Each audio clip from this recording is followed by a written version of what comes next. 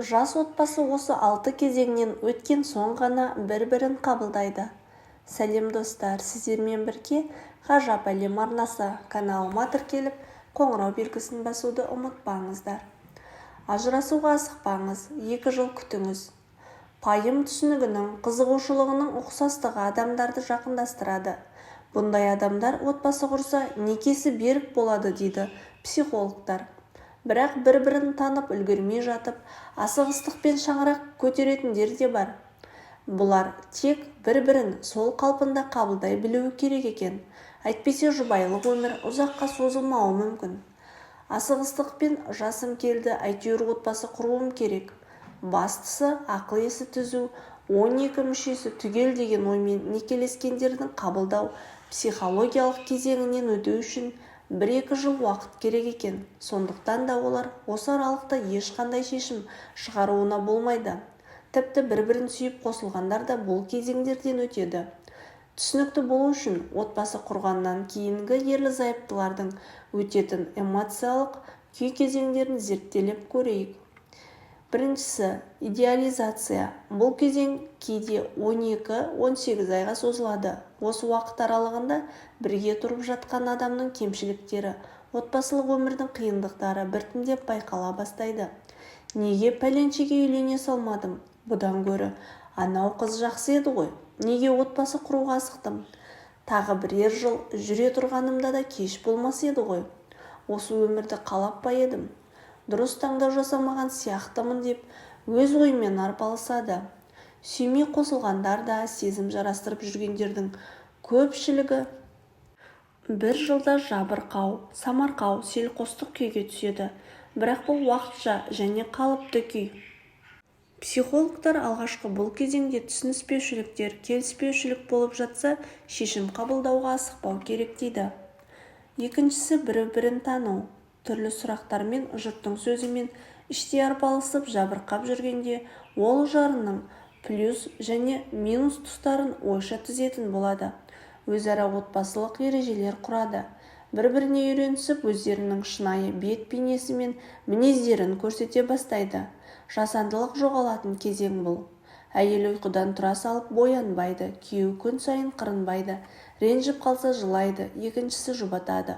Осындай жағдайлар олардың жанын жақындастырады. Психологтар жасандылық жойылғанда ғана бір-біріне бауыр басу басталатынын айтады. Сондықтан да әу баста-ақ жасандылықтан алыс болған дұрыс. Үшіншісі айырмашылықтар. Мінез құлқы, әдеті, талғамы 100% ұқсайтын адам жоқ. Әйтеуір бір айырмашылықтар, қарама-қайшылықтар болатыны қалыпты. Қарапайым мысал. Әйел ащыны ұнатса, күйеуі тәттіні жақсы көреді. Біреуі таңғы асқа түннен қалған тамақты ысытып жесе, екіншісінің кешкі асқа мүлде тәбеті тартпайды. Еркек ұйқыға кеш жатса, әйелі ерте ұйықтап, ерте тұруға дағдыланған. Күйеу жұмыстан келе салып, бірінші душқа түсетін болса, келіншегі тек ұйықтарда шомылуы мүмкін. Еркек шай ішіп болған соң дастарханды дереу жинап тастағанды ұнатса, әйелі тамағы сіңген соң асықпай ыдыс жуады. Осы сияқты болмашы айырмашылықтар алғашқы жылы ерлі-зайыптылардың ұрыс-керісіне себеп болады. Болды жетер, ары қарай шыдай алмаймын деп бір-бірінің ескертуін көтере алмай жанжалдасады. Бұл қалыпты. Есте ұстаңыз, бұл кезеңнен бәрі өткен. Сіз де шыдаңыз. Ұрыс-керіс ушығып кетпеу үшін уақытша бір-біріңізден бөлек тұрыңыз. Мысалы, бір апта төркініңізге барып демалып қайтыңыз. Немесе ер азамат бір ай басқа қалада жұмыс істеп келгені дұрыс.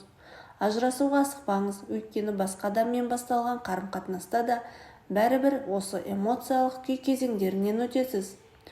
Төртіншісі қарым-қатынасты жақсарту. Көзқарас, мінез құлық, өмір сүру салты бойынша айырмашылықтардан туындаған ұрыс-керістен соң сабырлылық таныту керек. Немесе уақытша бір-бірінен демалғаны жөн. Бір-бірінен бөлек немесе бөтен адамдардай тұрып жатқан олар енді жарының плюс жақтарын еске алады. Осы плюс жақтары оларды қайтадан табыстырады. Арада сыйластық сезімін тудырады. Олар бір-бірінің кемшіліктерінен гөрі артықшылықтарын ойлаған сайын құрметі артады. Тым болмағанда олар осы жақсы қасиет үшін бір-бірін сыйлайды. Бесіншісі сыйлау, құрметтеу. жақсы көрмесе, оның қамқорлығы үшін, жақсы қарым-қатынасы үшін сыйлауды міндетім деп санайды. Бұл автоматты түрде бірте-бірте қалыптасатын сезім.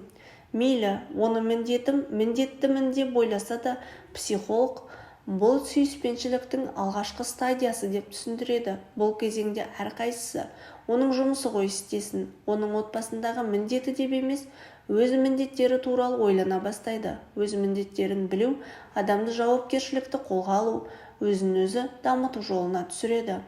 6-шысы достасу, досқа айналу. Мәселелерін басқаға айта алмаған жан сырын, дертін айтады. Өзін одан артық ешкім түсінбейтінін, ойламайтынын, жаны ашымайтынын оғады. Сондықтан да бір-бірінің ең жақын досына айналады. Бір-біріне сенеді, сенім артады. Ал сенім дос сияқты сырласу, сүйіспеншілікті оятады. Бір-біріне бауыр бастырады. 7-шісі қабылдау. Бауыр басқан адамдар, жан досқа айналғандар арасында ерекше сезім пайда болады. Бұл сезім адамды барлық кемшіліктерімен сол күйінде қабылдауға үйретеді. Міне, осы сезімді шынайы махаббат дейді психологтар. Бұл сезімге бірден ешкім жете алмайды, ұзақ уақыт керек. Ал бірге тұратындар түрлі сынақтардан өту, эмоциялық күйлерді бастан кешіру арқылы небәрі 1-2 жылда шынайы сезімге жете алады.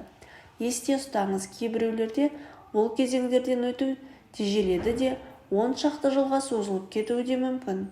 Психологтар осылай дейді, олай болса ажырасуға асықпаңыз. Сондай-ақ арамызда сезім өшті деп те уайымдамаңыз, ол әлі тұтанбаған шығар. Шынайы сезімге жету үшін осы 6 кезеңнен өтуге ертерек тырысыңыз.